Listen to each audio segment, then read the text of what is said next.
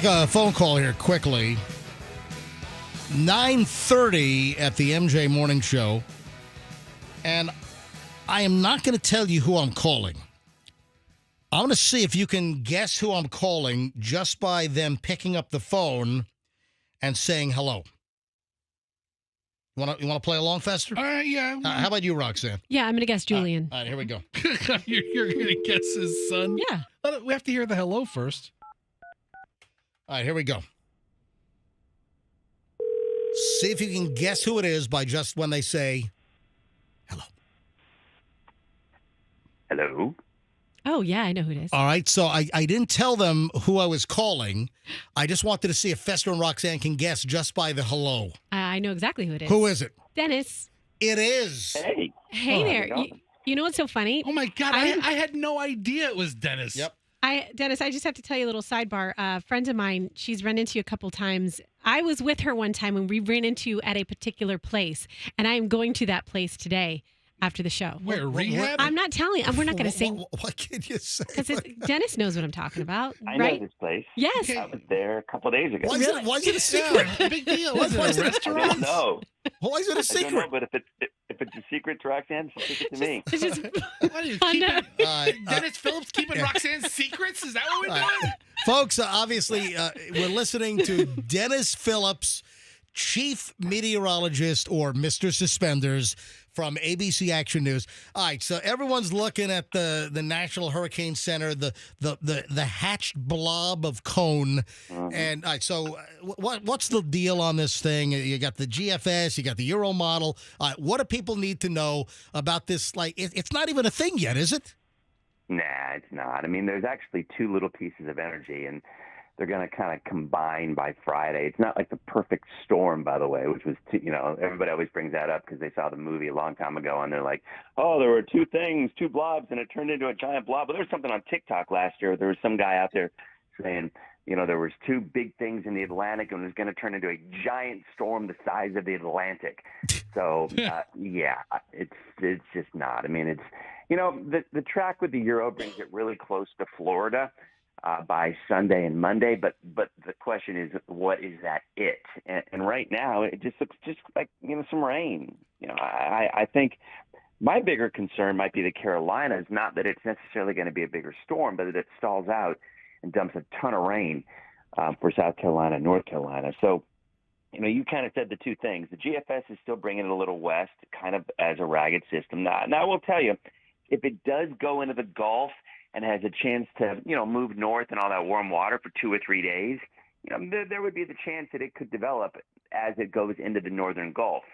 That's what the GFS has been saying off and on for the last few days. The Euro has been all in for just east of Florida, or just kind of hugging Florida, but as a real ragged system and just kind of a rainmaker. All right, and if I'm not mistaken, you of late, maybe the last couple of years, you've tended to favor the Euro model. Yeah, I mean, the Euro is historically it's the most accurate model on Earth. I mean, it is. I mean, I liken it to a roll at the craps table when you're looking at these models. Sometimes they get hot, and no matter what, you just keep getting it right and right and right. And other times you just can't buy a win. And honestly, they kind of get on those rolls like that. And the Euro is more often than not the one that we kind of defer to. I mean, it's not always going to be right, of course. But when it's showing the same thing that it's been showing for the last week, and it's literally been a week that it's been showing this kind of a similar track just around, it goes into the Bahamas. So that's what a lot of people have been asking me. What would you cancel any trips? I personally wouldn't. I think even if it goes into the Bahamas, it's still going to just be kind of rainy. I mean, maybe a little gusty, but nothing terrible. I mean, it's not the greatest weather for a vacation. But people ask me, would you change my trips to Jamaica? No.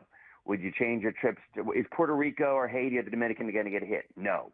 I mean, all of those things it's just not a big deal.